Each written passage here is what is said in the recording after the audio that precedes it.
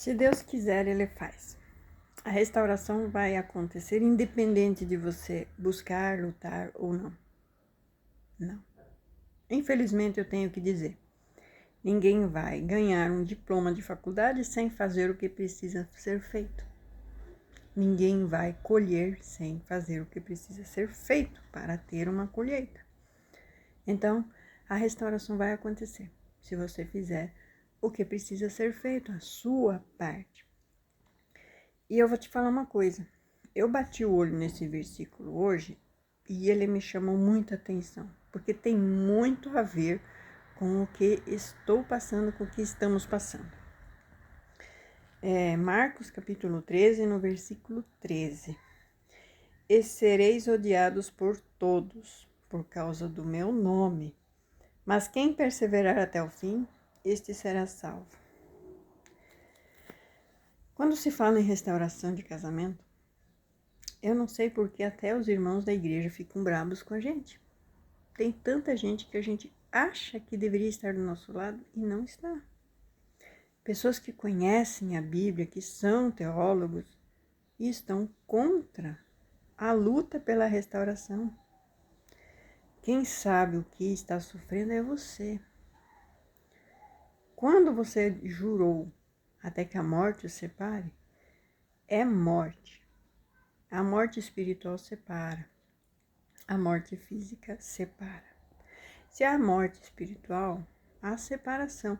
Por que houve a separação? Porque houve morte espiritual. De um ou de ambos. Na verdade, de ambos. Porque não foi só o que saiu que falhou. Também o que ficou falhou.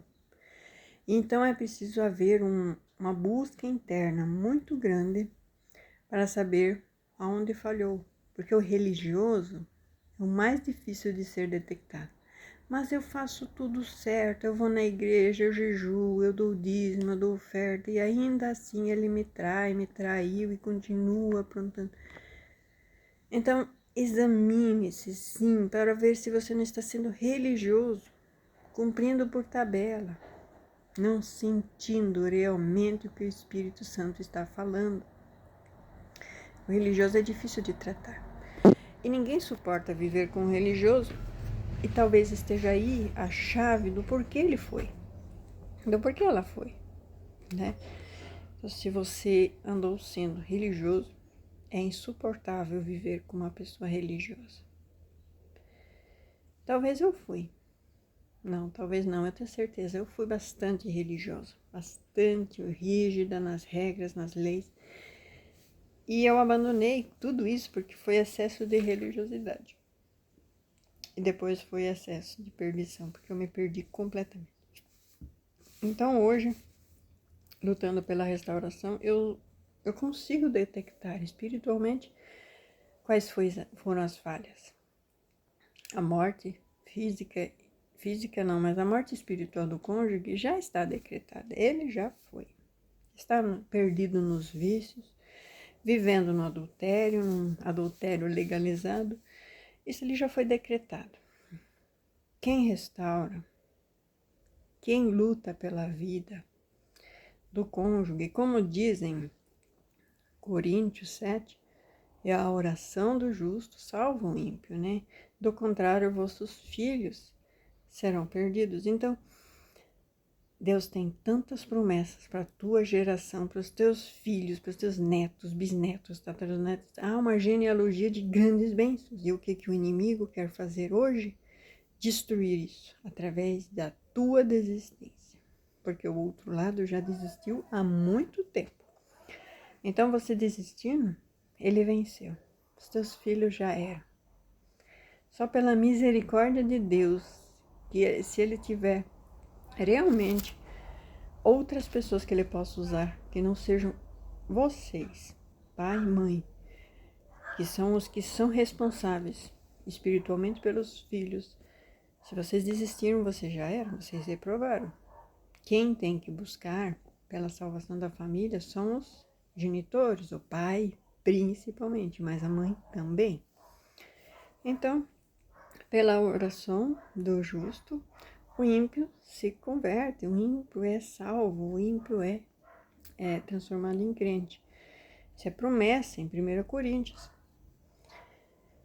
Mas, quando a gente fala sobre esse tema, hoje em dia é difícil, né? Assim, eu tô trazendo boas novas de esperança e salvação para quem foi abandonado, para quem foi largado e sente verdadeiramente que está errado buscar outro relacionamento, que tenta com unhas e dentes, com as próprias mãos, salvar a sua família.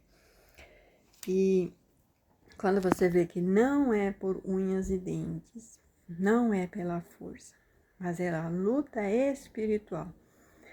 A minha luta espiritual, eu com Deus, minha consagração, minha santificação. Isso vai começar a trazer vitória para mim e ao meu entorno. Vai começar a haver vitórias onde eu não imagino. Mas é preciso haver os que se colocam na brecha, os que oram, os que jejuam, os que buscam. Porque, caso contrário, essa família já foi perdida. Ela já está perdida. Mas para que volte a existir, volte a viver, volte a cumprir o propósito de Deus aqui na Terra para essa família, é preciso sim essa luta. Não desista. Você que está assistindo esse vídeo, essa live, você é o escolhido. Você é escolhida para restaurar, para através de você Deus quer restaurar. Você primeiro e depois o teu casamento e com isso, como consequência, os seus filhos, que verão em vocês um exemplo, um grande exemplo. Então, Deus odeia o divórcio. Deus odeia o repúdio. Como eu li ontem, né? Estava explicando ontem, Malaquias 2, versículo 16, 17. Deus odeia o repúdio e o divórcio. E quem encobre de violência, porque quando você abandona o cônjuge e os filhos, isso é violência gravíssima de abandono. Isso é uma violência inimensurável. Não tem como dizer que existe alguma boa ação nisso. Abandonar cônjuge e abandonar filhos é uma perversidade tamanha. Isso é violência, sim, porque os filhos, não tendo a presença do pai, eles se sentem desolados, abandonados, perdidos. Eles não conseguem comparar a paternidade de Deus com a paternidade do pai, que é o que normalmente tem que acontecer. Deus me protege, assim como meu pai sempre me protegeu, mas o pai não deixou de ser pai. Ele cobriu de violência a sua casa ao abandonar. A mãe deixou de ser mãe. Quando ela deixou de estar em casa orando, quando ela deixou de estar em casa, em roda da mesa, o papel da mulher é ficar em casa, cuidando dos filhos, fazendo do lar o aconchego. Você chega numa casa onde a mulher não está, não tem vida, os filhos perdidos, essa modernidade da mulher ter que sair e ter que trabalhar de dia e de noite e ela nunca está em casa, isso faz com que a casa deixe de ser um lar, um aconchego, uma proteção, um lugar. Aí você coloca pessoas estranhas para olhar teus filhos e quantas coisas não acontecem no meio disso. O inimigo usa essas pessoas para... Você não faz noção como o inimigo gosta, porque quem realmente vai proteger por intuição e o inimigo não vai conseguir trabalhar através dele é a mãe. Os outros são os outros, eles não têm compromisso nenhum e um abuso é dali para ali. Então não confie deixar a sua casa, o seu lar na mão de outras pessoas para cuidar. Não tem comparação você chegar numa casa e a mulher, a mãe não estar. É desolador. É desolador ver aquelas crianças totalmente perdidas, sem saber o que fazer, o que falar, agindo de qualquer maneira, querendo causar impressão. Mas quando tem uma mãe, eles são seguros, eles são confiantes, eles têm metas, eles têm objetivos, eles têm tarefas. Você vê outro clima, vê outro espírito nessa casa. Então, é violência o abandono do lar. Quando Oséias ficou sozinho com seus 3 filhos, o profeta Oséias, Ele orou tanto a Deus para que a mulher voltasse, porque ela foi viver a vida com os amantes, e então não tinha a proteção feminina dentro de casa para proteger os filhos. E como isso é terrível, como isso é terrível. Então, os dois, pai e mãe, foi projeto de Deus. A família projetada por Deus é quando o homem e a mulher saem da casa dos pais e se unem para formar uma família. Fora disso, é angu, né? Fora disso é caldeirão do Satanás.